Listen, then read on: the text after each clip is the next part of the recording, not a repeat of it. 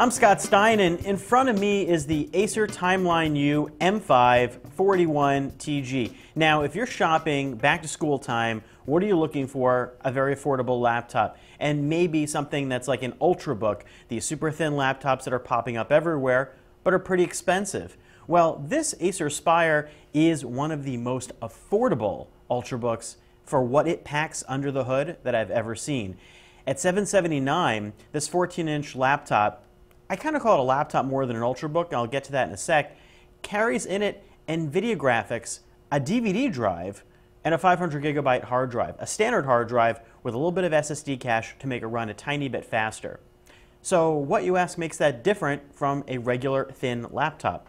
Not very much, because you ditch the standard SSD, you add the optical drive, and you add the graphics into this package, and it feels like a regular laptop, and it's heavier. It's about 4.2 pounds, but it's thinner than most other laptops. So pretty sleek for the price, a little bit heavy compared to most ultrabooks, like a MacBook Air. And now, who is this for? Well, it's for anybody who wants to replace their laptop and get all those features and not have to give up anything. Because you also have HDMI, USB 3.0, SD card slot, Ethernet jack, so there's no compromises. And this even includes a backlit keyboard and Bluetooth. So you got the whole kit and caboodle, minus maybe Blu-ray, for under $800, and it performs really nicely, and it has pretty loud speakers. Now, don't get too excited because the screen is not fantastic, the speaker quality maybe is not the best I've ever seen, and the design maybe blends into the background, or you may think it's surprisingly nice for the price.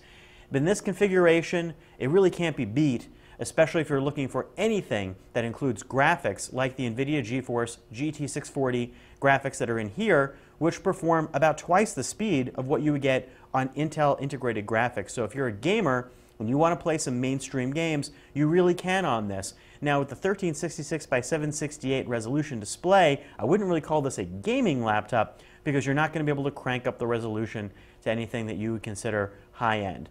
That being said, you could always plug in an external monitor, and you know what? Taking that resolution down a notch for this larger size screen actually results in higher frame rates, and the games looked really good, such as Dirt 3, which I played on this. Weight and size expectation in a laptop, a primer. Now, what are you expecting exactly when you look at a laptop like this Timeline U? Well, if you're comparing it to a MacBook Air, you're going to look at this thing and think, hey, that looks thick, like a large laptop. But if you're looking for something that's a full-fledged laptop, you're probably going to look at this and say, hey, that's pretty sleek and cool.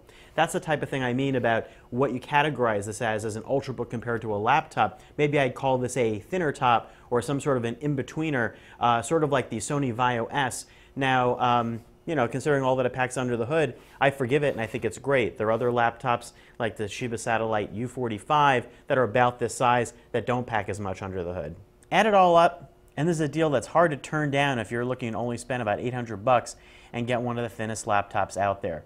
It feels nice, it performed nicely. It does have a few annoying pre-installed trialware programs that pop up and annoy you, but what Windows laptop doesn't nowadays?